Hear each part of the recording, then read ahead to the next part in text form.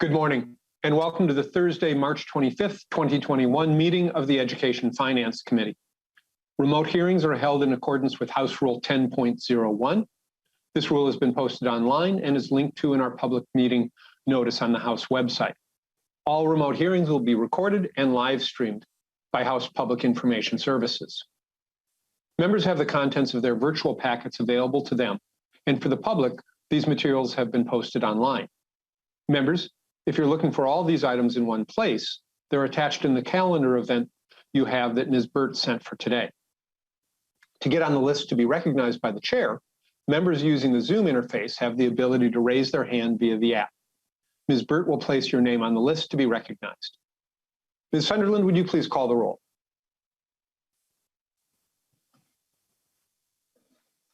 Chair Dabney. Present. Vice Chair Sandstead. Present. Representative Kresha. Present. Representative Bennett. Present. Representative Daniels. Present. Representative Dameth. Present. Representative Drazkowski. Present. Representative Erickson. Present. Representative Feist. Present. Representative Jordan. Present. Representative Marquardt. Representative Marquardt. Representative Mueller. Present. Representative Richardson is excused, but she'll be joining us later. Present. Oh, sorry, I didn't see you there. Representative Richardson has been marked as present. Representative Thompson. Thompson, present. Representative Wolgamott. Wolgamott, present. Representative Zhang. Present. Representative Youakim. Representative Youakim. That is the roll, and we do have a quorum.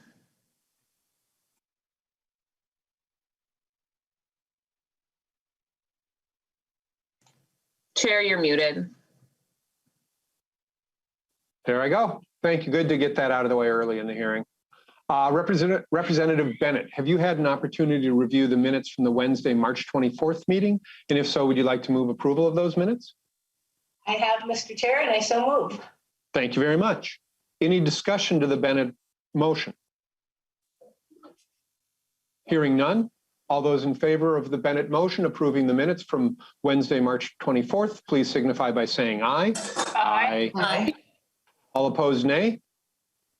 Motion prevails. Thank you, Representative Bennett. You can tell that this is the week before our Easter Passover break, members. We've got a number of bills on the agenda and we'll be moving through them. The order of the bills is reflected on the agenda you received last night. We're taking up House File 1985 first, then followed by House Files 1464, 965, 1644, and then ending with House File 2357. It's our intention to lay these bills over for possible inclusion and wrap up at noon. First up, we have House File 1985. Representative Jordan, would you like to make a motion to move House File 1985 before the committee and to lay it over for possible inclusion in a future omnibus? So moved, Mr. Chair. Thank you, Representative Jordan. Members of the committee and members of the public, we're looking to lay this bill over by 10:50 a.m. Representative Jordan, before you introduce your bill, I understand you have an author's amendment you'd like to offer. Yes, thank you, Mr. Chair, and good morning, members of the committee. And so before I talk broadly about House File 1985, I'd like to ask your indulgence to also make an oral amendment to my author's amendment and strike lines 3.19 to 3.21. After consulting with MDE, we both agree these lines are vague and unnecessary. Additionally, my DE amendment as amended adds two separate aid formulas, one to fill behind the lunch program and the other to fill in behind breakfast. This amendment also expands the options for counting students eligible for free and reduced price meals to determine compensatory revenue. And so I ask for your support to put House File 1985 in the shape I'd like it. Representative Jordan, would you please restate your oral amendment to the DE1 amendment, please? Yes, Mr. Chair. It would be to strike lines 3.19 to 3.21. All right. You may incorporate that amendment into your DE1 amendment. With that, members, any discussion to the author's amendment to put the bill in the order that she prefers? Seeing none, all in favor of the DE1 amendment with the incorporated change, please signify by saying aye. Aye. All opposed, nay. Motion prevails. Representative Jordan, to your bill as amended.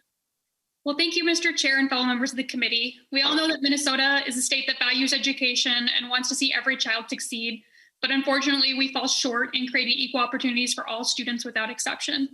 And in a state with an agricultural tradition as rich as ours, it's particularly unacceptable that 1 in 6 Minnesota students are going hungry. The legislature has already taken steps to ban school lunch shaming, and I'm so grateful to both DFL and Republican leaders who have made ending this a priority. House File 1985 as amended would enroll more schools in the Community Eligibility Program, which would provide meals for all students at eligible schools. CEP is a federal program that provides universal, no-cost meals at schools in high-poverty neighborhoods where many students come from families eligible for SNAP and other nutrition assistance. Students and their families do not need to apply like they do with free and reduced price lunch programs. Minnesota currently ranks 47th in the nation for schools enrolled in CEP. This bill is an opportunity for all of us, Democrats, Republicans, and independents representing urban, rural, and suburban districts to come together to feed children. And you can see that diversity reflected in both House and Senate authors. It's truly such an honor to be with advocates that you're about to hear from who cross these barriers to end childhood hunger. House File 1985 as amended is a bill to close opportunity gaps between white students and students of color. And this is a bill to improve student mental health. And finally, this is a bill to grow happy and healthy families across Minnesota. With that, Chair Dabney, I'd like to ask our testifiers to speak to why including House File 1985 in our omnibus is so critical. And I also have Leah Gardner with me from Hunger Solutions, and we would be happy to answer members of the committee may have. Thank you. So Representative Jordan, I don't have Ms. Gardner on my list of testifiers. Would you like her to testify, or is she phone a friend? She's a phone a friend. Okay, thank you very much. First on my list is Louise Iverson with the General Mills Foundation. Ms. Iverson, please state your name for the record and proceed with your testimony. Welcome. Thank you, Mr. Chair. My name is Louise Iverson, and I'm a Senior Program Manager on General Mills' Global Social Impact Team. But General Mills is committed to making food the world loves, and core to that commitment is our ambition to help end childhood hunger. We are so proud to call Minnesota home to our world headquarters, but we are dismayed that 1 in 6 children in Minnesota currently experience hunger. We know that school meals are a powerful pathway for reducing childhood hunger, and that's why we support this legislation. And as a member of the Minnesota Business Coalition for Racial Equity, we are among a broad, growing number of Minnesota businesses who support this legislation because it will help address our state's profound and unacceptable racial disparities in child hunger, health, and educational outcomes. Investing in the future of our state's young people isn't just the right thing to do, it also makes good business sense. Thank you for this opportunity to share my testimony. Thank you very much, Ms. Iverson. Next on my list is Carl Childs, a youth advocate with Appetite for Change. Mr. Childs, welcome to the committee. Please state your name for the record and proceed with your testimony. Thank you, Mr. Chair. My name is Carl Childs. I'm a youth leader at Appetite for Change. I go to North Community High School. I'm a senior.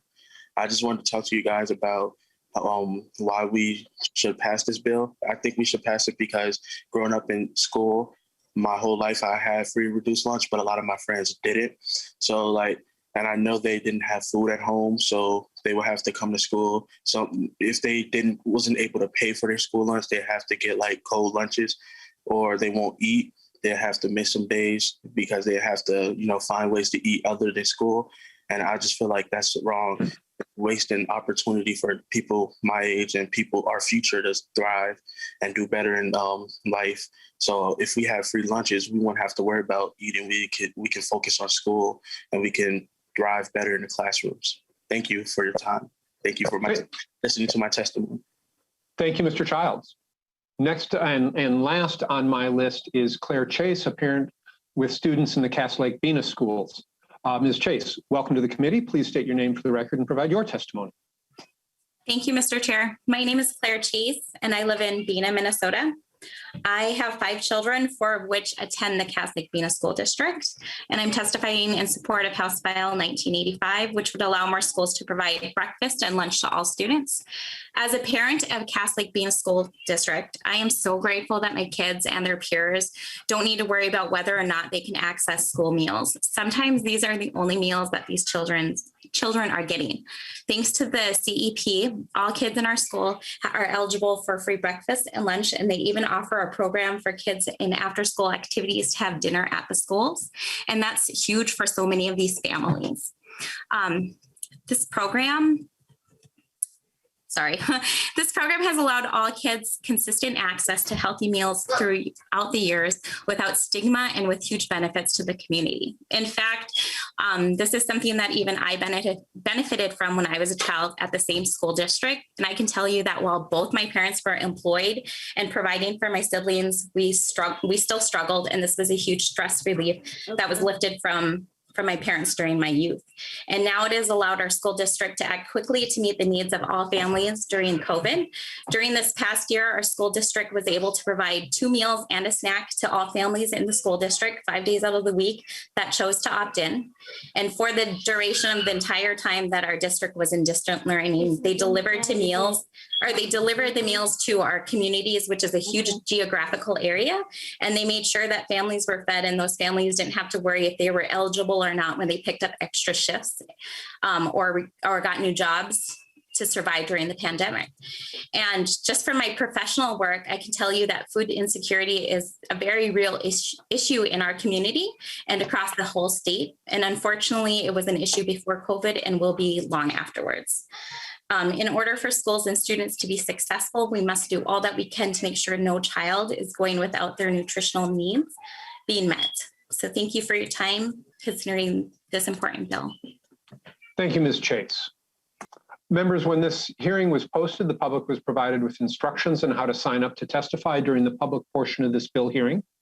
Given our busy agenda, we're only able to hear a limited amount of public testimony on our bills today. However, we still wanted to save room for members of the public who reached out to us.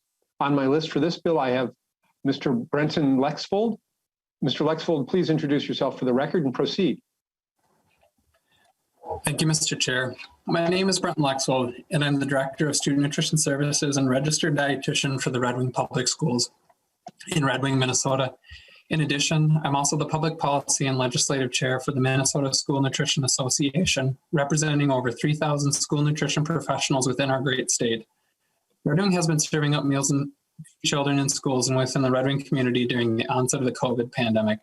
Our meal program has seen steadily meal counts and amazing community support, which has helped keep our program afloat during these unprecedented times.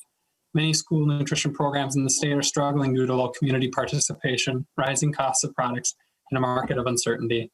As the PPL chair and a registered dietitian, I support any bill that may help bridge the food insecurity children in our communities are facing.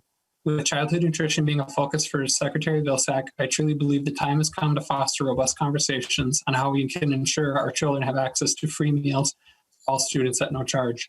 State funding to cover the gap for CEP is one way to make this work for some schools and students, but we want the committee to be aware that MSNA is continually working with our national partner, SNA, in asking Congress to make this happen.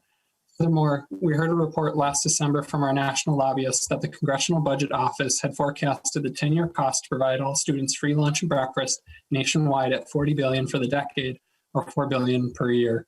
The federal waivers creating free meals from last year and now through the summer and perhaps in the fall have helped many families, and we believe the time has come for Congress to permanently expand the national school lunch and breakfast programs to offer students meals at no charge as an integral part of the educational experience. In conclusion, ensuring our children have access to nutritious meals on a daily basis is important. It is the single most imperative step we can do to ensure the future of this great nation. Thank you for your time and allowing me to speak on behalf of the passionate school nutrition professionals in the great state of Minnesota. Thank you, Mr. Lexfold. Questions from members?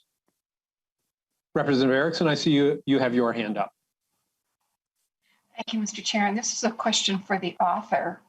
I'm looking at the delete all, and this might not be different from the original bill, but only certain schools will qualify. Is that correct, Representative Jordan? Representative Jordan? Mr. Chair, Representative Erickson, that is correct.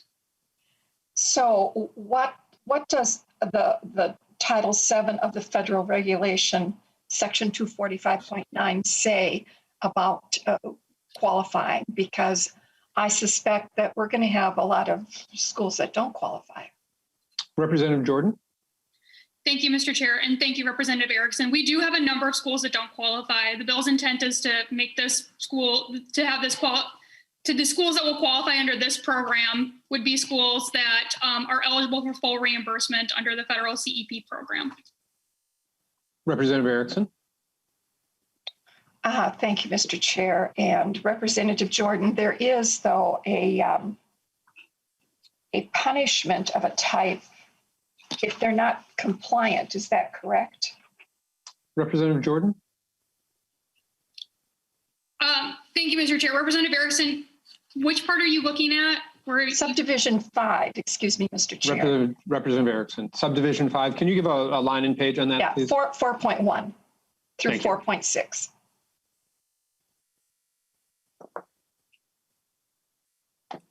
I'm sorry, Mr. Chair, Representative Erickson, I have too many tabs open. Can you repeat the initial question? Yeah. Representative Erickson? Thank you, Mr. Chair, and Representative Jordan.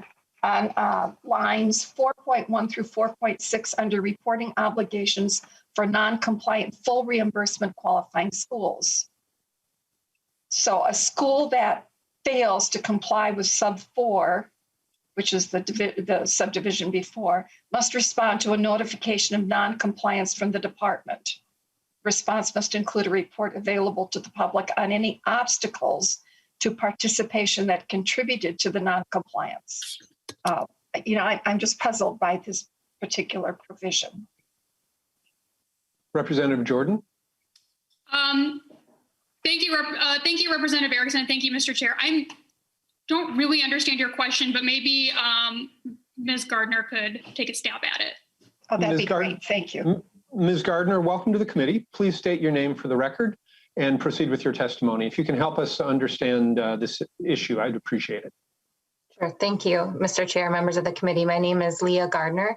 I'm with Hunger Solutions Minnesota, and the intent of that section is to better understand if a school is fully eligible and not participating in the community eligibility provision, what barriers there might be. So it's simply to allow for more transparency and understanding what more we might be able to do to help a school that's fully eligible and yet not participating in the provision. Thank you, Mr. Chair. Thank you, Mr. Chair. I think it's rather punitive, but so we'll proceed. Thank you. Thank you very much. Representative Thompson, I see you have your hands up. Chair, thank you. And to the author of this bill, I just wanted to say thank you. I do know for a fact the reason I'm here and a part of this body is because of my good friend Philando Castile, who I watched actually go in his pocket. You know, Philando was a school lunch supervisor. And for children who didn't have $1.40 in their lunch account or they were over, he would put it in the cash register for them. He also knew their dietary needs, their allergies. He would tell kids like, listen, put that milk back, you're lactose intolerant. You can't have those peanuts. Behind Philando was their list and their faces, but he weeded those kids out, knowing their food allergies by heart. Here we are now. We used to come to this body and ask to fully fund kids' lunches because they were being lunch shamed. And we were told that we just we didn't have the money. And then COVID hit, and now we're delivering the food with school buses. So I know we can do this. Also, the Philando Castile Relief Foundation travels the state right now as we speak, paying off student lunch debt to the tune of $20,000, $10,000, $5,000, just in honor of my good friend Philando Castile. I do know that these kids are our future, all children. And the least we can do for them is provide a hot lunch and a cold breakfast. I know these kids are our future. And there's data that shows when a kid eats a healthy breakfast and lunch, they kind of learn better. They do learn better. I can remember not having money in my school account, and they would give us a cheese sandwich, Chair, and an applesauce. Even though we had lunch to eat, the kids knew that we were poor. And kids are very mean to, like, I don't know if you guys know that they're very mean to us. I just wanted to share that with you guys and say thank you, because this is a continuation of the legacy of my good friend Philando Castile and the work that the Philando Castile Relief Foundation is doing to this day to eliminate student hunger. Thank you so much, guys. This means so much to me. Thank you, Representative Thompson. Representative Daniels. Thank you, Mr. Chair. And to the author, I'm just curious on a couple little things. I love the intent of the bill. I know the CEP program's been around for quite a while. A lot of schools do it voluntary. So my first question is, we're changing it from a voluntary to a mandatory. Is that correct? Representative Jordan, can you help us understand the intent of the bill, please? Yes, Mr. Chair, and thank you, Representative Daniels, for the question. Right now, schools are not obligated to participate in CEP, and as a result, Minnesota schools are not taking this up. And the result of that is ultimately that children are going hungry at school. The intent of this bill is for children to be fed at school and to have more schools bring up the CEP program. We know that we've done a lot to make sure that we're providing students that fill out the free and reduced price lunch waiver, but there are a lot of students that are falling through the cracks that might not qualify for those subsidies, but are still not being fed and are trying to learn on an empty stomach. You know, I think Representative Thompson maybe said it even better than I did, where he talked about the impact that our school nutrition staff and the meals have on students and their outlook on life and their ability to learn. So that's the intent of this bill, is to make sure that more schools are participating so that they can feed children. Representative Daniels. Thank you, Mr. Chair. Also, I'm just wondering, in my school districts that I visited and talked to, they've already been doing this for quite a long time. And I'm just unfamiliar with the rest of the state. Do you have a list of the cities, or the cities, but the school districts that are not doing this? I mean, I'd be curious to see where that problem is and how big that problem is. Representative Jordan. Mr. Chair, Representative Daniels, yes, we can provide that list. I can tell you that the problem is spread across the state, and there are many schools in every corner of the state that are not participating in CEP that would be eligible to provide free meals for every single child at their school that are not currently doing so. We'd be happy to get that to members. Representative Daniels, any follow-up? I'm just curious. I see Mr. Strom put his video on. Do you have any more information on that, Mr. Strom? Mr. Strom, can you help us out? Mr. Chair, members, we'll see what we can provide to you. There's two different things going on. There's the list of those that are fully funded currently where a site may not be participating. And then for those below essentially the 60% level, the funding is less than full funding for those districts. And we could use a free and reduced count from last fall by site to look at that. We wouldn't be able to give you a fiscal estimate of that, but we could identify the sites that are greater than 40% and less than 60% eligible for free and reduced price meals. There may be other reasons the author wishes to address, or perhaps Ms. Gardner would address, about why qualifying schools that are fully funded currently don't participate in the program. And that's a list I don't have, is those that would be fully funded but choose not to participate. Representative Daniels, any final comment?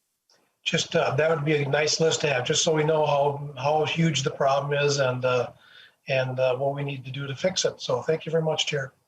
Thank you, Representative Daniels. Representative Jordan, any closing comments? Yes, thank you, Mr. Chair. And Representative Daniels, we will get you a list of those schools. I do have that. But thank you, members of the committee, for hearing this bill. Again, I really want to emphasize that this bill is about feeding children. I think we have a lot of adult problems for why schools may or may not be able to do that. And that's our job in this committee to fix. And this is something that we can actually do to make a difference and feed all of our students. So thank you for your consideration today. And please let me know if you have further questions. Thank you, Representative Jordan. With that, Representative Jordan renews her motion to lay over House File 1985 is amended for possible inclusion in a future omnibus. To the testifiers, thank you for joining us today. Next on our list is House File 1464. Representative Mueller, would you like to make a motion to move House File 1464 to be before the committee and to lay it over for possible inclusion in a future omnibus bill? I would like to move that House File 1464 be moved in front of the committee for possible inclusion in an omnibus bill. Thank you very much. Members of the committee and members of the public, we're looking to lay this bill over by 11:05. We'll see how we do on that. Representative Bliss, welcome to the committee. Good to have you joining us today. Would you please proceed in introducing your bill? Thank you, Mr. Chair. My bill is HF 1464, and it provides some funding, $611,000 in fiscal year 22 to provide professional development for earth and space science teachers. And I do have a testifier here. Dana Smith is going to go into a little bit more as to why this funding is needed. Thank you. Thank you very much. Ms. Smith, welcome to the committee. Please state your name for the record and proceed with your testimony. Hi, my name is Dana Smith, and I am a 6th grade teacher at Bemidji Middle School. Thank you for hearing my testimony today, House committee members. I have taught middle and high school in Greater Minnesota for the last 22 years, and I come to you today as an MNSTA, Minnesota Science Teachers Association member, serving as the state Earth Science representative and coordinator of a program called eSTEP, Earth Science Teacher Education Project. I come to you to ask for funding of up to 1,150 Minnesota 6th grade and high school science teachers over 3 years as they learn the content and pedagogy, the skills and strategies needed to teach earth science effectively. Minnesota teachers, especially in Greater Minnesota, are in need of targeted, high-quality professional development in the area of earth and space science. And in fact, we have now filled tentatively 3 workshops for this summer already. We have 2 workshops tentatively scheduled for the Metro and 1 in Bemidji. I can testify that access to high-quality professional development and additional licensure preparation for teachers in Greater Minnesota is hard to come by. Teachers and districts want this training and they are willing to share the cost to attend. This funding would support direct workshop expenses while districts, and in many cases, individual teachers will fund the remainder of the expenses such as travel, food, and lodging. We fully support the 2019 Minnesota Science Standards and recognize that they were built on best practices and current research. We also believe that all Minnesota students deserve to have teachers that are well-trained. When the 2009 Minnesota Science Standards were released, professional development for teachers in the area of chemistry and physics for additional licensure was acquired through programs funded through the Minnesota Department of Ed. And as a result, 170 Minnesota teachers, many teaching in Greater Minnesota, earned additional licensure in these areas, and teacher shortages were significantly reduced. We will take it a step further, offering 3 years of workshops and cohorts in regions all over the state, so that Greater Minnesota teachers have equal access. And districts will have the opportunity for their licensed science teachers to obtain additional licensure in earth and space, which is a big concern for rural districts. Many districts are already transitioning to the new standards, so the need for this program is now. We also have support from industry leaders and other organizations in the state to further earth science education. We have the support of industry leaders like the Aggregate and Ready Mix of Minnesota group, as well as the Minnesota Groundwater Association. These affidavits are in your packet. Perhaps the most compelling support, though, comes from former students who wrote personal testimonies advocating for high-quality earth and space science education for all Minnesota students. The impact of their K-12 earth and space science coursework that was facilitated by a highly trained science educator is evidence in their passionate pleas in support of this program and of earth science courses for all students in Minnesota. Please consider this modest request for funding for a true community-based approach to continue the rich tradition of ongoing professional development for our teachers and for future generation of student scientists. Thank you so much for your time and consideration of this bill. Thank you, Ms. Smith. Questions from members? Representative Drazkowski. Thank you, Mr. Chair. Thank you, Representative Bliss, for bringing the bill forward. I guess the question, Mr. Chair, might be for Mr. Strom. This is written to spend money from the general fund. It appears to be a one-time expenditure. It might make sense if indeed this is a provision we're going to put forward that we consider taking some of the federal money that might be available as one time and using that instead. Has that been considered? Maybe Representative Bliss can answer that as well. Why don't we throw it to Representative Strom first, and then Representative Bliss can respond as well. Mr. Strom. Mr. Chair, we're still awaiting some details for the third round of federal funds regarding the pandemic. It's not clear to me. We were told by the department on the second round of funding that ongoing issues prior to the pandemic couldn't be addressed with federal funds.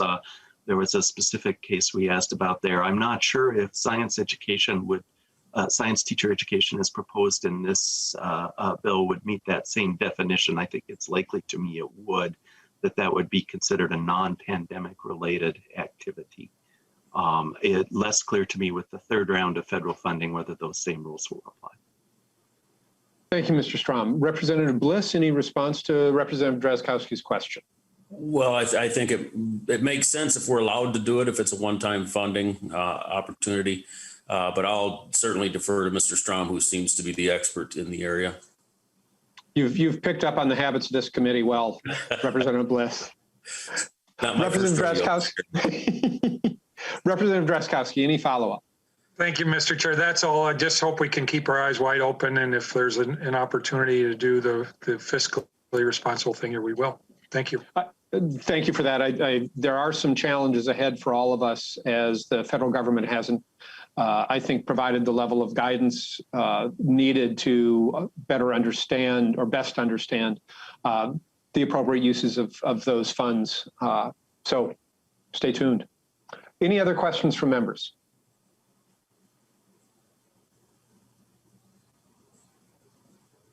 Seeing none. Representative Bliss, any closing comments? Thank you, Mr. Chair. Thank you, committee, for hearing this bill. I think it's vitally important that we get our science teachers the continuing education they need. And I do want to thank Ms. Smith for taking the time out of her day and her dedication to our students. It's greatly appreciated. Thank you very much for testifying for us. And thank you, Chair. Thank you, committee. Thank you, Representative Bliss. Thank you, Ms. Smith. And members, just to note that when the hearing was posted, the public was invited to testify and no one signed up to do so. With that, Representative Mueller renews her motion to lay House File 1464 over for further consideration and possible inclusion in a future omnibus bill. Next on our agenda is House File 965. Representative Youakim, would you like to make a motion to move House File 965 before the committee and to lay it over for possible inclusion in a future omnibus bill? Yes, Chair Dabney, I will. Thank you very much, Representative Youakim. Members of the committee and members of the public, we're looking to lay this bill over by 11:25. I think we're doing well on staying on time. Chair Edelson, welcome back to the Education Finance Committee. We miss you. Before you introduce your bill, I understand you have an author's amendment you'd like to offer. Excuse me, you'd like to offer? And I can move the A1 author's amendment to be before the committee. Representative Edelson. Thank you, Chair Daphne. The A1 amendment, Representative Erickson actually brought up a really good point in education policy when we heard this bill, I believe a week ago or 2 weeks ago, that we just wanted to make sure that it was explicit in statute and in language that a student attending a non-public school would also be offered special education services under this legislation. The interpretation was that it would happen, but we wanted to make it explicit, and thank Representative Erickson for her catching that. All right, thank you very much. Are there any questions or discussion regarding the author's amendment?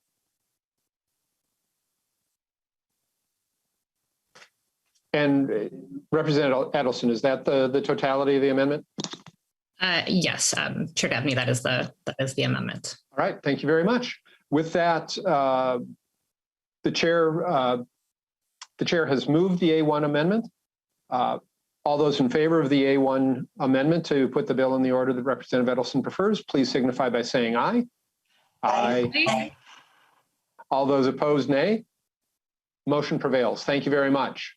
Representative Edelson, then, to your House File 965 as amended. Thank you, Chair Daphne and members. Good to see you. Miss being on education finance. So this bill 965 as amended would convene IEP teams to determine what student needs are and the supports that a student needs and maybe has lost throughout the last year of the pandemic. It gives IEP teams some flexibility to determine what types of services would be most appropriate, allows the IEP team to decide how many additional services and supports would be best for the student, and it provides funding to the school districts to provide the recovery services using federal dollars. Now, we have just some estimations and projections in terms of what the state of Minnesota will be getting, but I mean, I've heard projections of possibly around upwards of $40 million of special education relief money. And so I think members have received in your packets a great deal of letters of support. This pandemic has been hard on many families and children, but especially those children that have disabilities.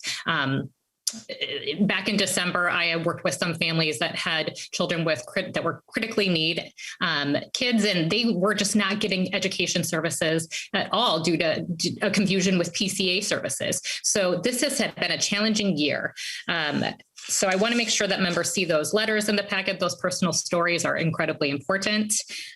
This bill seeks to support the students with disabilities and make sure that we do cover the learning losses that has happened over the last year, and we use those federal dollars to do so. So, Mr. Chair, at this time, I would like to go to my testifiers. Thank you very much, Representative Edelson. I have two testifiers on the list, starting with Maren Holden, Legal Services Advocacy Project. Ms. Holden, welcome to the committee. Please state your name for the record and proceed with your testimony. Thank you so much, Chair Dabney and members. My name is Maren Holden, and I'm an attorney at Legal Aid, which includes the Minnesota Disability Law Center. Thank you so much for your time hearing this important bill, and thank you to Representative Edelson for your leadership on it.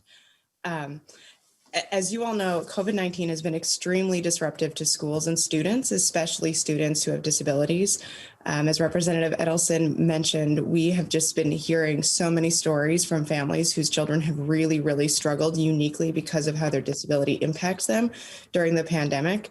And you'll find many of these stories in the materials for today, stories of a student who is multiple grades behind grade level before the pandemic and has difficulty focusing, intellectual disabilities, and delayed gross fine motor and speech skills, who is currently receiving only 20 minutes of one-on-one support and can't follow along or complete tasks without constant adult supervision.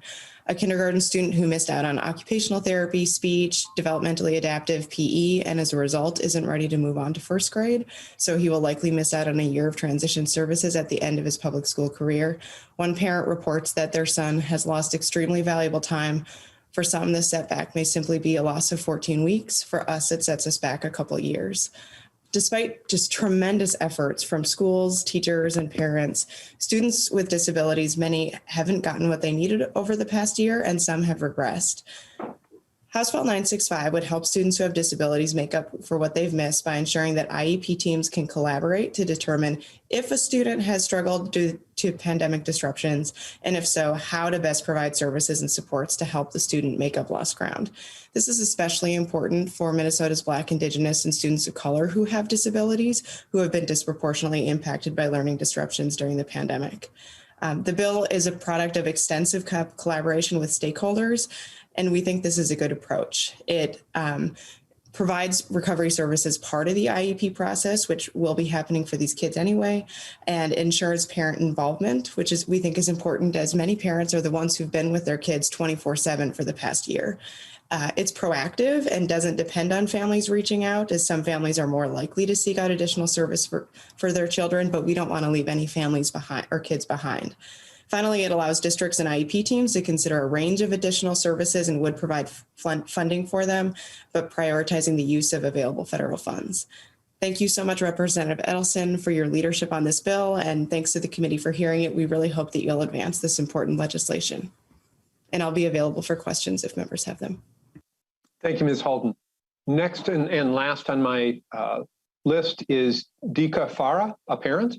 Ms. Farah, welcome to the committee. Please state your name for the record and proceed with your testimony. Thank you, Chair Daphne and committee members. My name is Decca Farah, and I live in Eagan, Minnesota.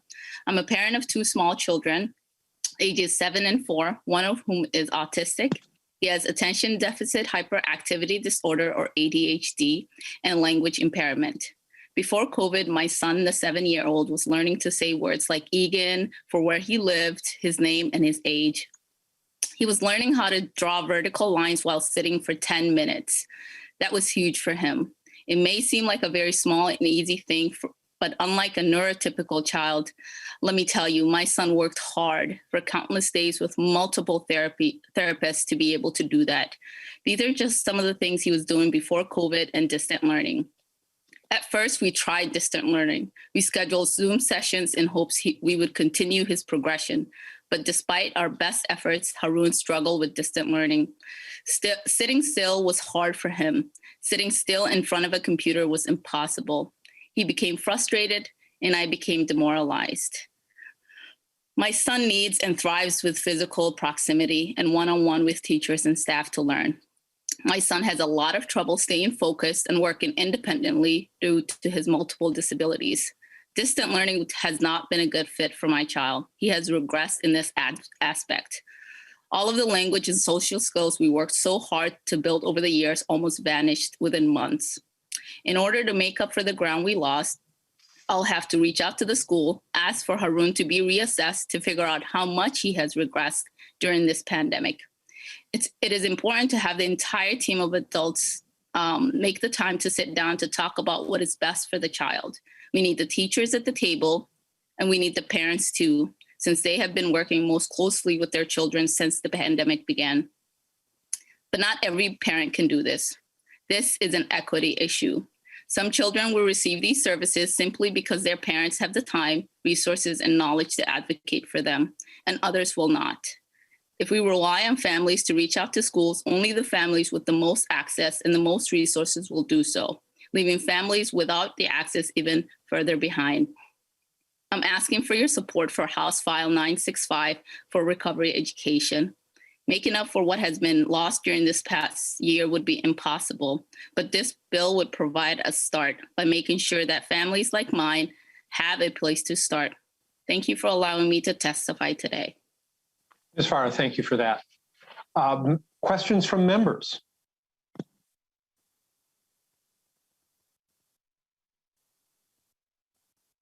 Representative Youakim.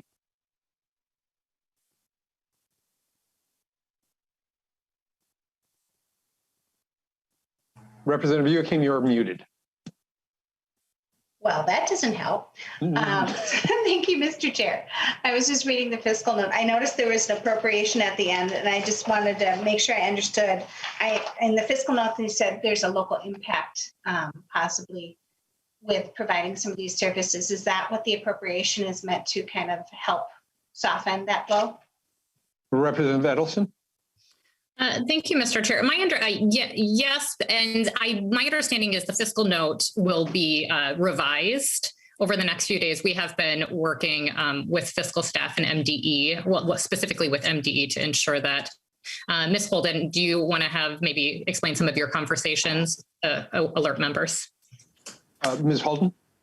Thank you, Chair Daphne, and thank you, Representative Youakim, for the question. The appropriation was intended to ensure that that districts who are providing services under this bill are receiving full reimbursement rather than the cross subsidy gap. And so we are working with MDE to ensure that that occurs.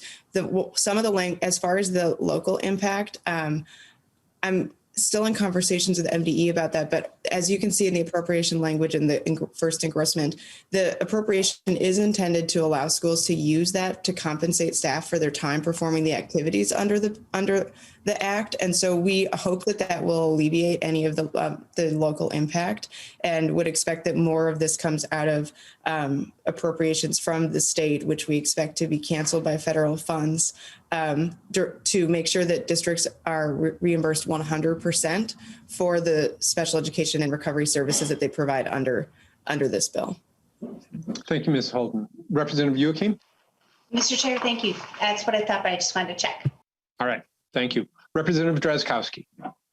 Thank you, Mr. Chair. I had a similar question. I didn't see the fiscal note to begin with, but just started to dig into it. But I'm struggling to understand where the fiscal impact is of the bill.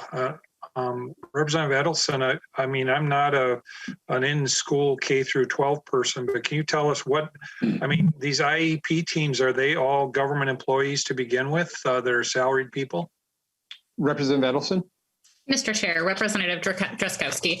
Yes, but there will be additional work that will need to happen, partnerships with community providers as well. And so there is a great deal of learning loss that happened over this last year and a great deal of learning loss that needs to be made up. So those partnerships will cost districts money. And we want to make sure that in doing so, that those federal dollars that we will be getting an allocation on once they're certified, that those are going to be used to help those students specifically with that learning loss. So that the partnerships will be a pretty large, substantial cost, I imagine. Representative Drazkowski. Thank you, Mr. Chair. So Representative Edelson, are these partnerships new entities introduced by the bill? Or, I mean, again, these are IEP teams that are there. These are functioning teams that are working on behalf of these students year round, I understand. Or is that something new in the bill, these partnership teams you talked about? Representative Edelson. Mr. Chair, Representative Drazkowski, what's happened over the last year is that some students that have disabilities have received hardly, the delivery and the model of which they have received services has not been great.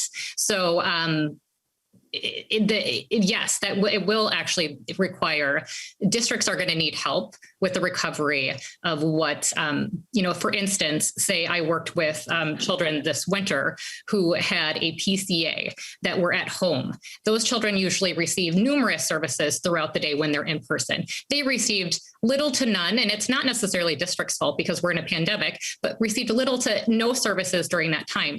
So as our testifier would mention, maybe speech therapy, physical therapy, all of those things that one district is just not going to be able to make up for in 1 year will have to be outsourced as well. But that will be decided by the IEP team. And that's what we received these federal funds for, is this specifically to make sure, and I think the federal government knows that some students have truly been left behind in this pandemic, and no more so than kids with disabilities.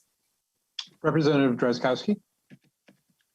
Well, thank you, Mr. Chair and Representative Edelson. I still don't see in the bill where the new incurrence of liability to the school district occurs. But certainly, Representative Edelson, the damage that Governor Walz's education theft has caused to the kids in our state extends to these kids as well, all kids in our schools. But I still fail to understand where the new costs are. These are professionals that are being paid. I don't know that any of them have not been paid throughout the pandemic and will likely be paid going forward. But maybe what you're talking about is there's actual they're going to be contracting out for additional work with people that are outside of the IEP teams. Is that what we're talking about? And so where is that in the bill, Mr. Chairman, or Representative Edelson?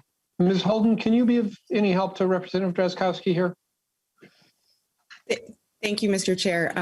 Thank you for the question, Representative Drazkowski. I think the biggest source of needed additional funding for this is that there will simply need to be more services, because children who have really struggled, and for example, as Ms. Farah explained, if a child was making good progress by getting regular services and then haven't been able to maintain that level of skill development, not only will that child need an opportunity to rebuild those skills, but for some children with disabilities, even the act of going to school and getting into the routines of being in school in a big environment with many peers is something that they have to work hard on daily to stay regulated in order to do that. And so we anticipate, and I think districts anticipate this too, that there will just need to be simply more services.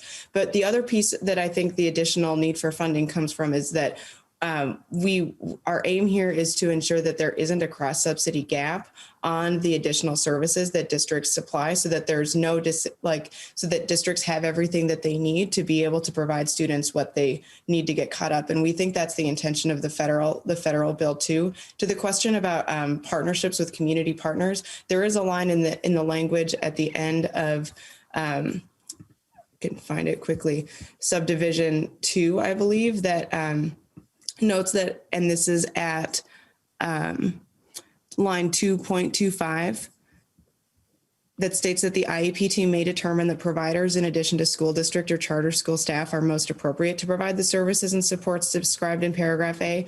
That's in there because we anticipate that there may be situations where a school district has many kids who've missed months of speech therapy and they only have one speech therapist, and the speech therapist is taking the summer off. And so, in that unique situation for this limited time period, it may make most sense for that district or those IEP teams to decide, look, we'll find a local community speech therapy provider who can come in and provide this burst of services that these students need. Or there may be students for whom doing additional academic work, and you'll see this in the letters, lots of families talking about the need for additional tutoring, but a kid who's going to school 6 hours a day for whom that's really challenging can't do that at the end of the day. And so they need it on the weekends. And if the school district knows of a community partner that has great tutoring programs on the weekends, the district or the IEP team may decide to do that.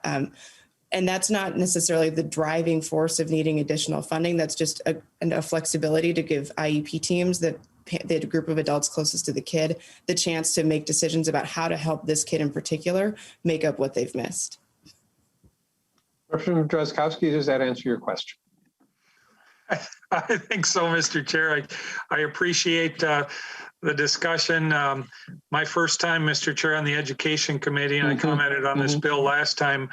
Maybe it's just the culture of the committee and the culture of education spending in Minnesota to put a blank appropriation on the end of bills. And Mr. Chair, the other committees don't often operate this way. There's actually identified expenses that are identified and quantified. And I can see how some of these are somewhat identified, that it says that the team may find the need for referral. I read that word in 2.25, and I thank you, Ms. Holden, for that. But the normal process of quantifying and identifying and the fiscal responsibility here, Mr. Chair, seems to be pretty loosey-goosey, but I'll leave it at that. Thank you, Representative Edelson and Ms. Holden, for the discussion. Well, Representative Drazkowski, it is common across committees in this body to hear bills where the fiscal impact is still being developed. We simply don't have a timeline process that allows us to wait until every last I is dotted and T is crossed before we consider it a concept.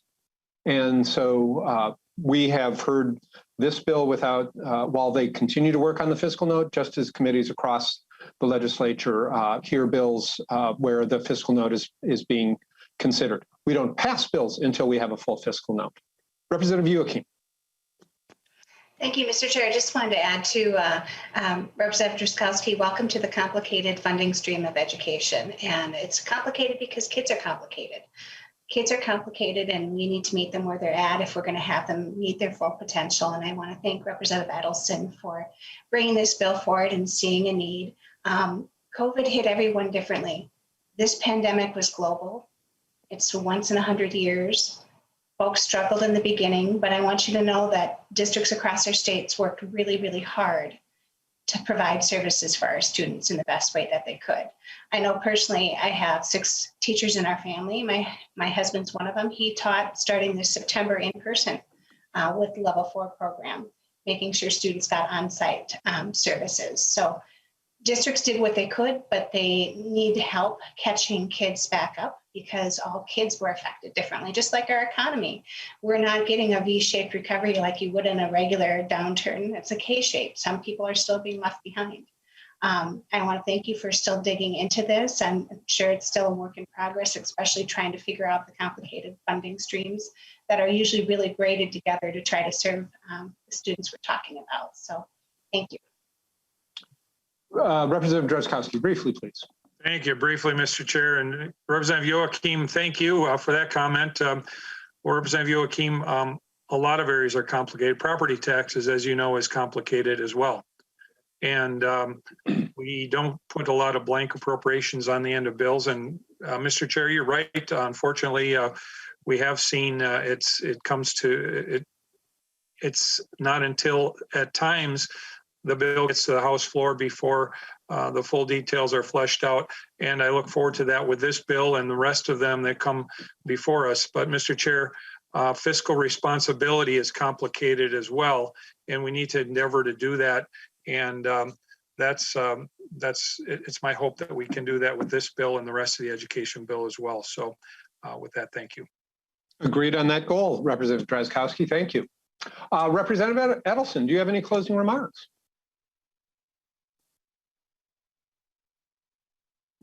Sorry.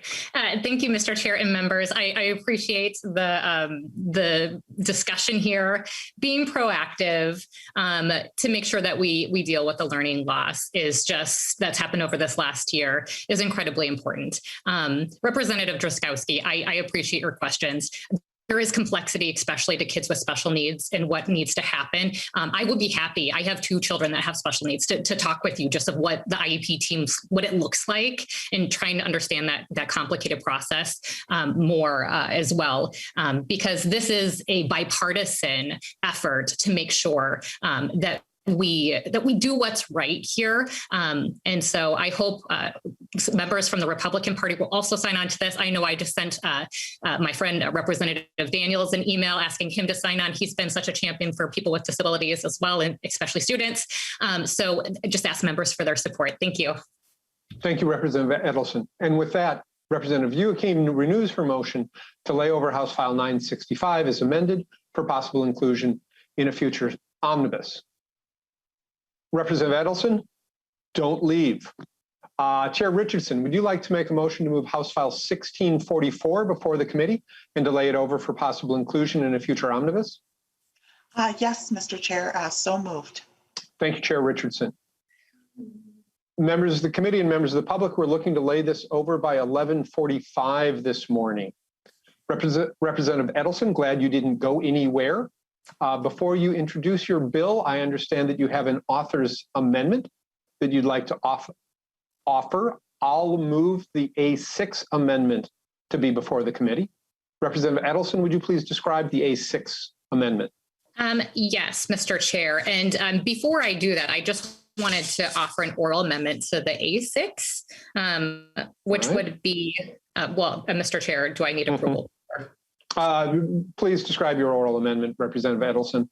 Thank you, Mr. Chair. The oral amendment would be, I would point members to on the A6 of lines 2.23 to 2.26. This is a discussion about simultaneous learning. And so members understand what simultaneous learning is. It is, I don't know if anybody watched the 60 Minutes episode that happened last Sunday, but it's on the screen. There was on the screen you're watching for 60 Minutes, the teacher is in a classroom with kids in the classroom, but also kids on a screen. And he called the kids in the room, the roomies, and kids on the screen, the zoomies.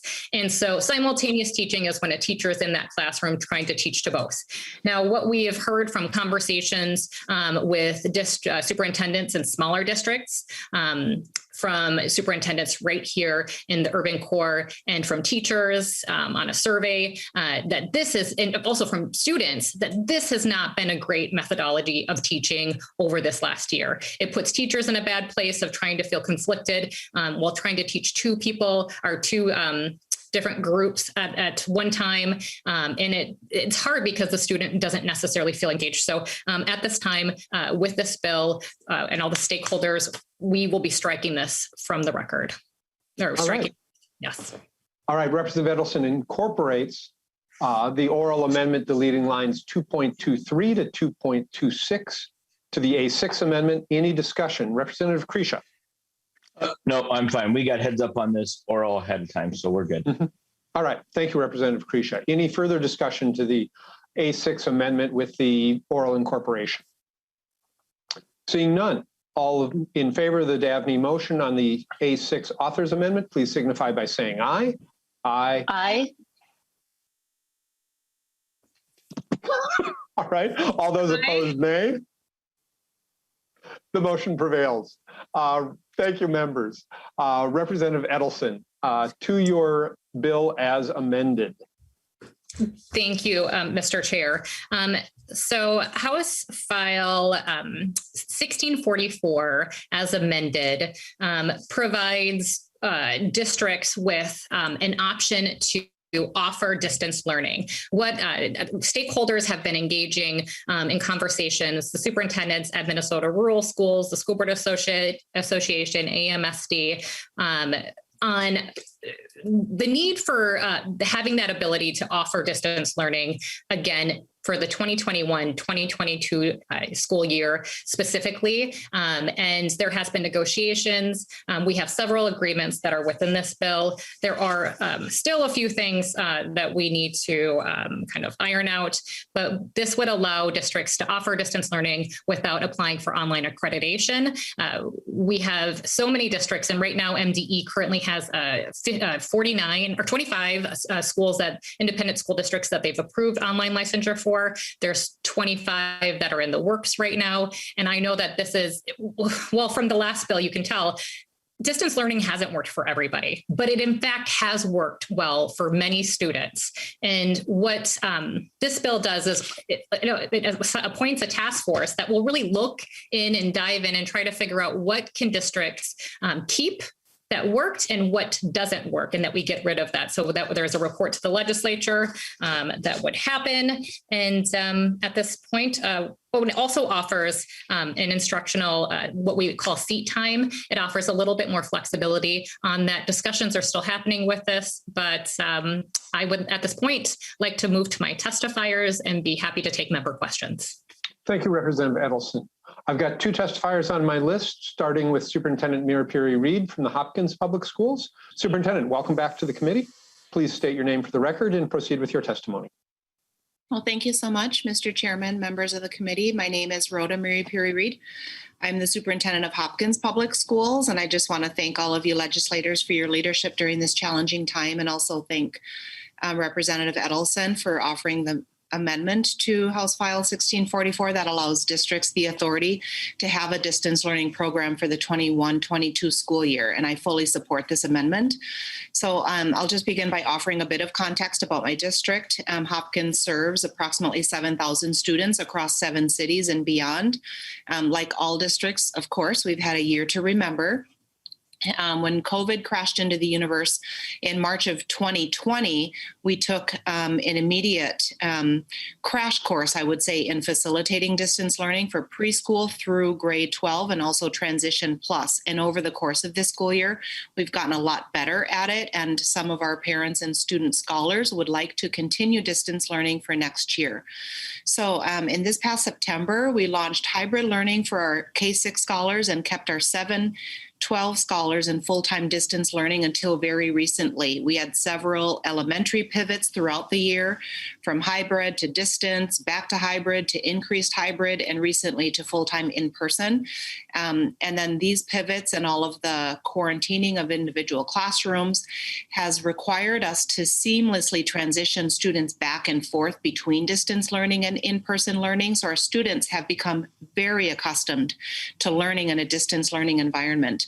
Also at the secondary level, we had our 7-12 scholars in distance learning from the start of the school year until just very recently. They began attending school 2 days a week, and this week is their first time in school 4 days a week.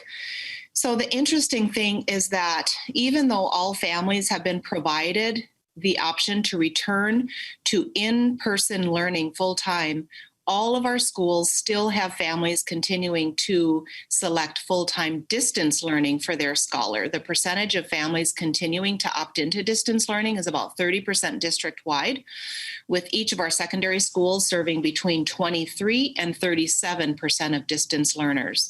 Even more interesting is we've been polling our families recently to find out what they would like their schooling next year to look like for their scholars. And we have more than 200 junior high families who said that they are somewhat or very interested in distance learning for next year. And although we're still collecting responses from our high school families, we do anticipate the numbers to be higher than that. And just like Representative Edelson said, yes, there are some students who distance learning is not for them. They really do need that in-person experience. This is very true. And also we have scholars who have thrived in distance learning. These include scholars who are socially anxious, scholars who are strong independent learners, adolescents who are engaged in full-time jobs, yes, we have them, or part-time jobs outside of school, or older students who are caretakers for younger siblings, or elderly or disabled adults in the home. Our scholars have shared with us that they enjoyed the flexibility of distance learning, where they gained a true sense of independence, college preparedness, increased decision-making abilities, agency, self-directedness, and also the flexibility with distance learning created opportunities for many of our high school scholars to take advantage of internships and other career preparation experiences. One really amazing point, legislators, that we recently uncovered is that our students of color, in particular our Hispanic and Latinx, Black and African American, and students of 2 or more races, raised their GPAs substantially while in distance learning. They even made larger gains in their GPAs than in previous years, and also when compared to their white peers. So just to conclude, I know our time is short.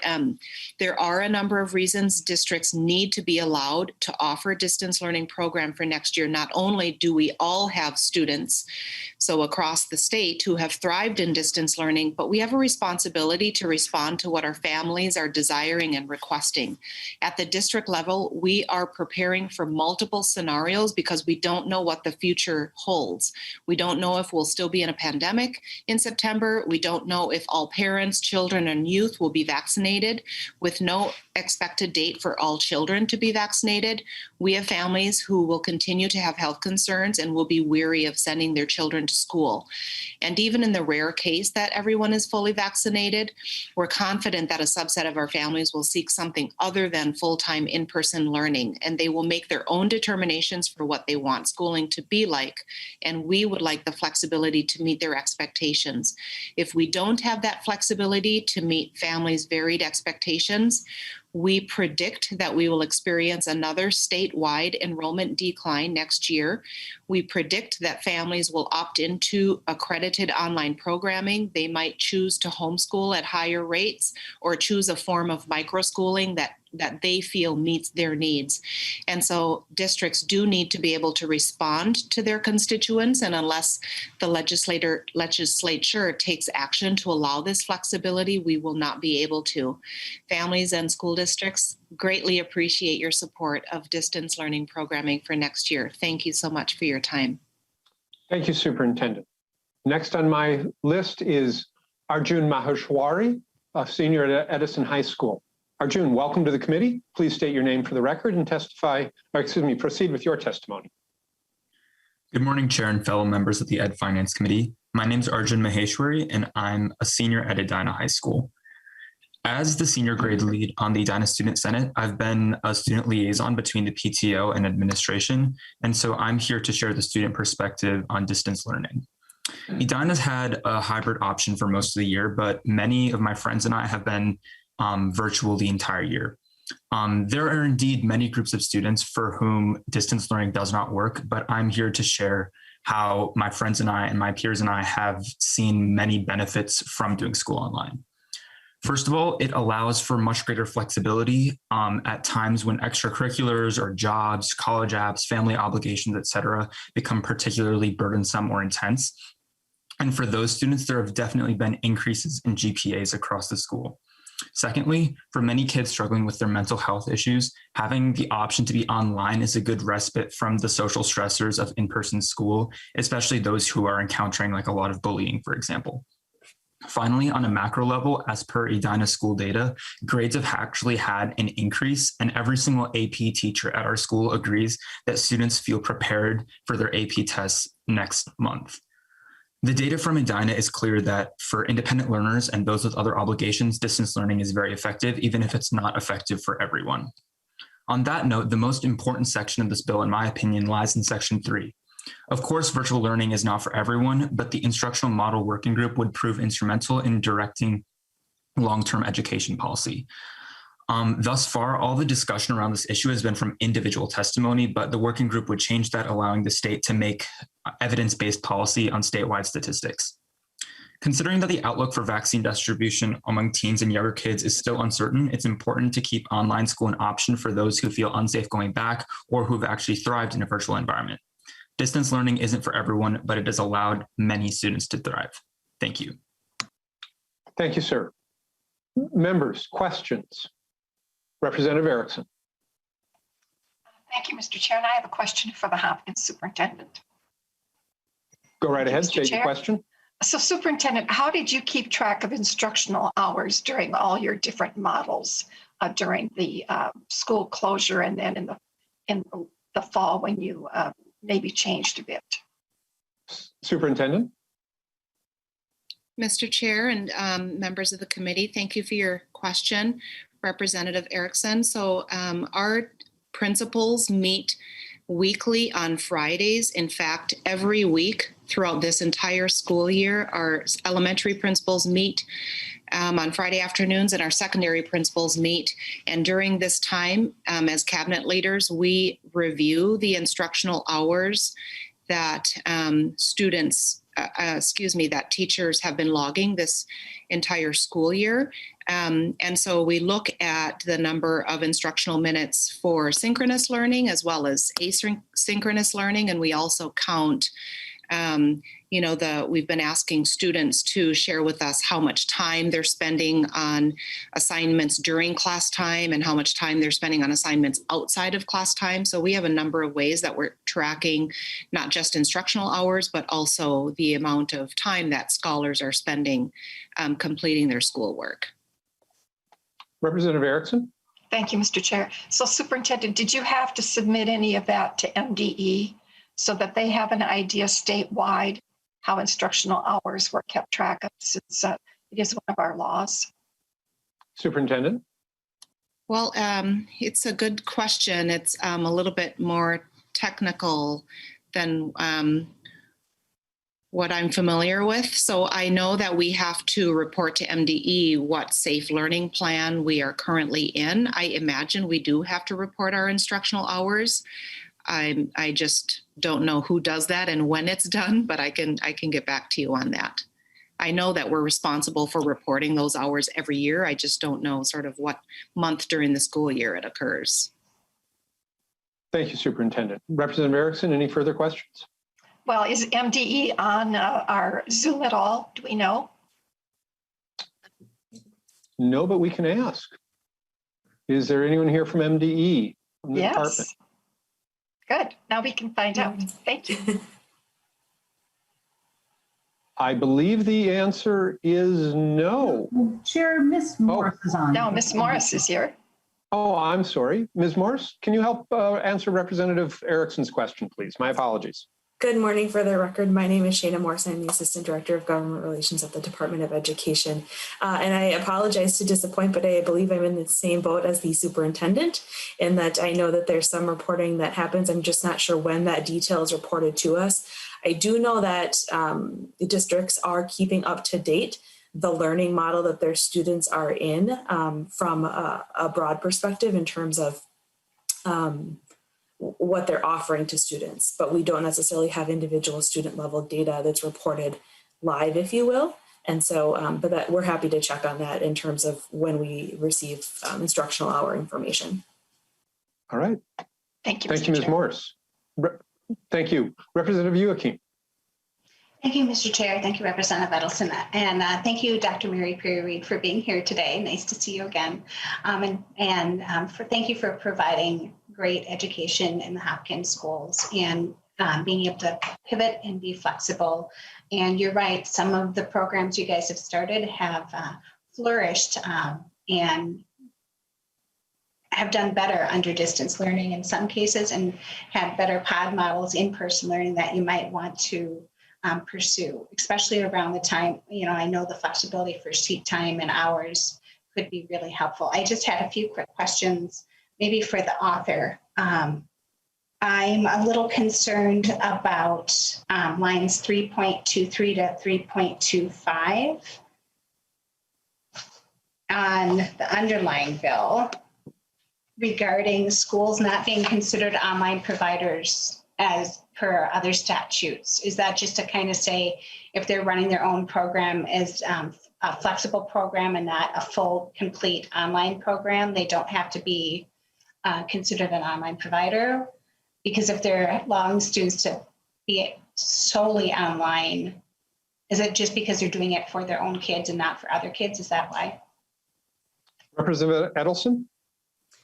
Mr. Chair, Representative Youakim, what we're doing is giving a one-year extension. So what this does is says that they don't have to apply for the online accreditation, which is typically we're required to be an online school. So we're waiving that for this year. So that's why that is. This bill actually would, though, allow, which is really critical that we, the need to pass this is districts that want to provide a distance learning, say they have children that are open enrolled into the school, they would be able to provide an online option, but it wouldn't be to open enrolled students. And so it kind of leaves this big disparity. And so we really, as a legislature, really have to think about what districts are going to be facing if this does not pass and if they do not have online accreditation. So thank you, Representative Youakim, for asking that question. Representative Youakim? Thank you, Mr. Chair, and I'll be quick. But the portion that is basically starting to add competency-based education is for 2021 to 2022 going forward. Is that accurate? That's that flexible school year? Representative Edelson? Yes, Mr. Chair, Representative Youakim, it would be 2021 to 2022. Just that 1 year is extended. Mr. Chair? Representative Youakim.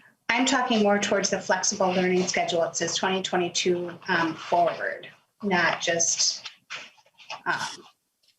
for this next year. So the flexible learning part continues on. Representative Edelson?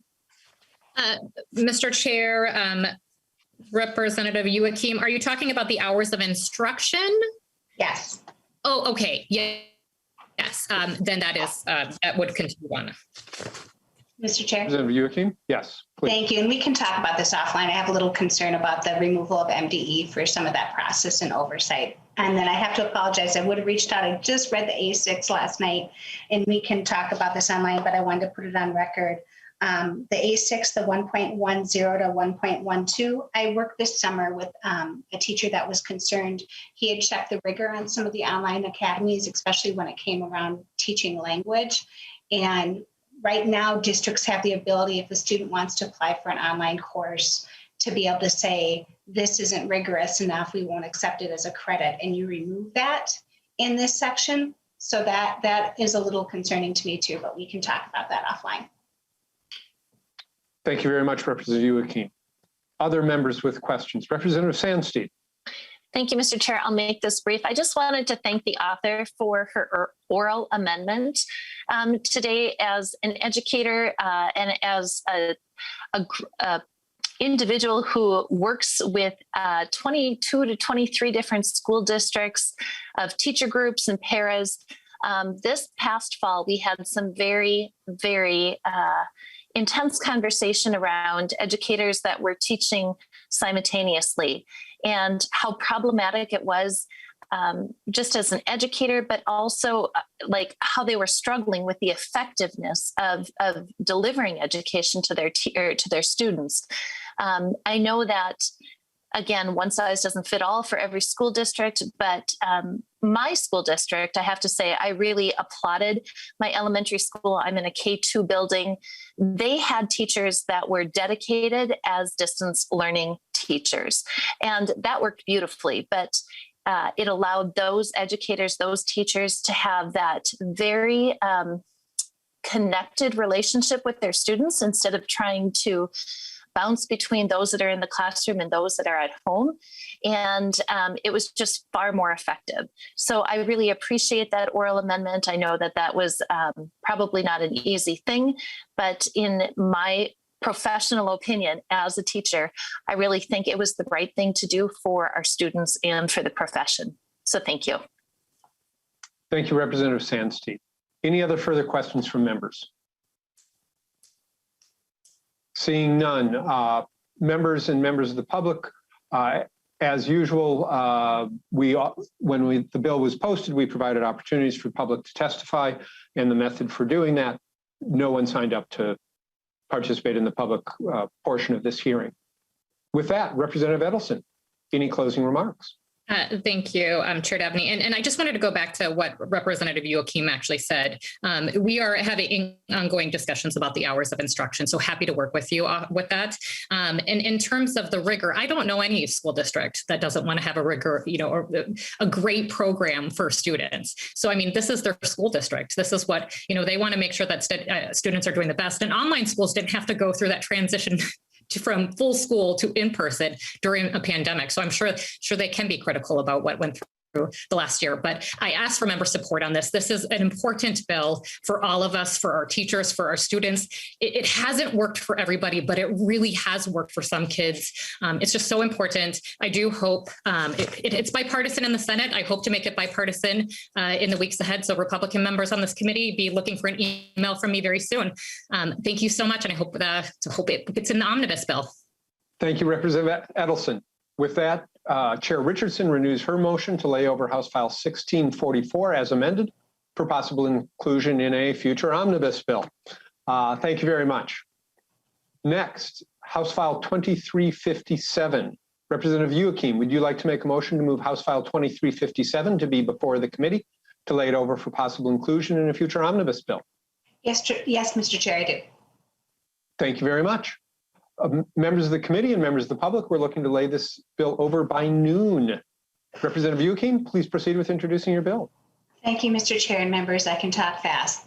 Over the last few months, members on this committee have heard discussions about the special ed cross subsidy and the effects it has on the budgets of school districts across the state. But this conversation did not start this year or last year or the year before that. It has been going on for decades. The costs for cross subsidies have ballooned over time. Last year, Education Finance Working Group was put together to discuss all things school finance. They spent a great deal of time digging into special education, both cost drivers and areas where the state is underfunding these important services for our students. This bill attempts to address a few of the key concerns raised by that working group.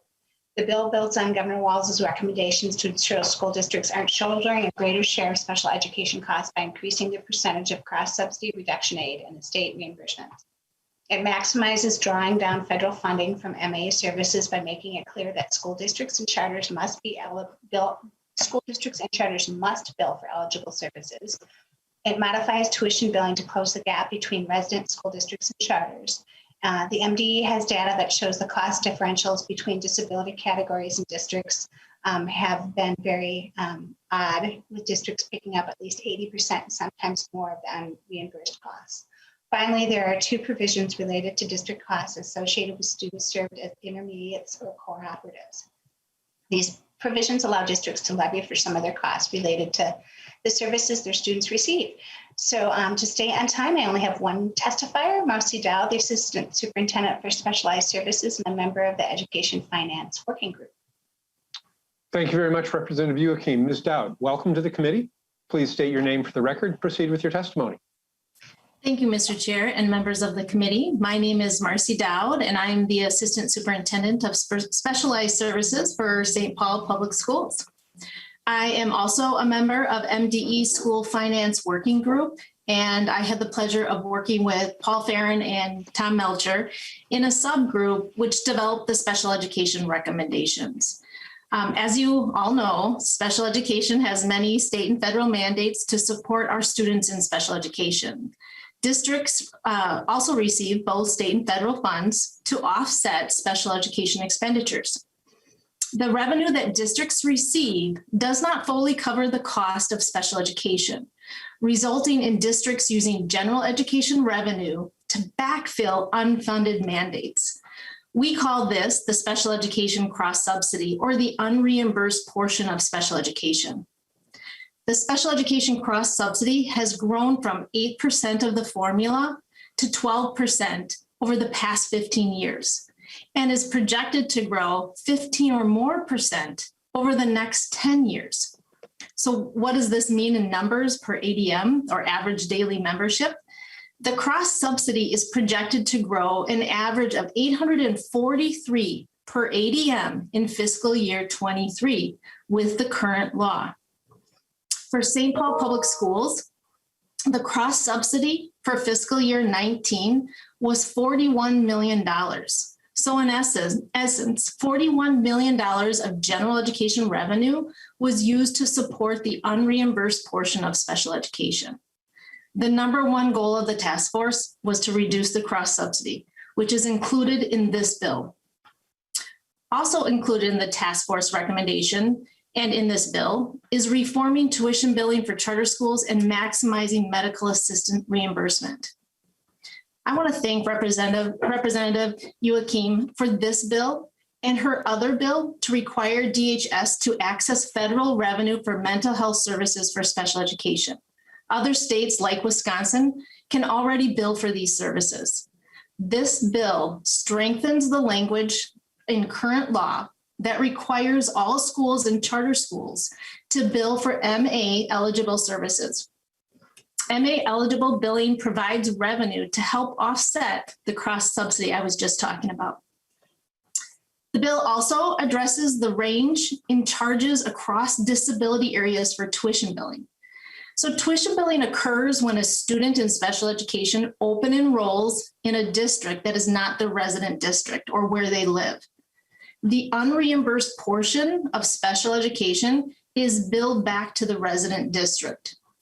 And the billing rates align to the serving district's expenditures. In the most recent MDE comparison of average special education cost by disability, charter school rates for speech language services on average were 207% greater than a traditional district's rate and 211% greater for deaf and hard of hearing. Across the board, the rates for charter schools average 128% greater than traditional districts, and resident districts are billed for these services, yet no revenue is provided to offset these bills. Lastly, not all districts are members of intermediates or cooperatives, and or some districts who are member of one but not multiple intermediates. For St. Paul Public Schools, we are not a member of an intermediate school district or cooperative because of our size and our ability to provide the continuum of services for students in special education. However, we, like other districts, have resident students who open enroll in another district, and then that district, or possibly the county, places the student in an intermediate, cooperative, or a treatment program. Those programs have access fees. The ability to levy for access fees, which is not part of the special education formula, would reduce the cross subsidy that I shared or talked about earlier. So I want to thank you for allowing me to testify in support of House File 2357. Thank you very much, Ms. Dowd. Questions from members?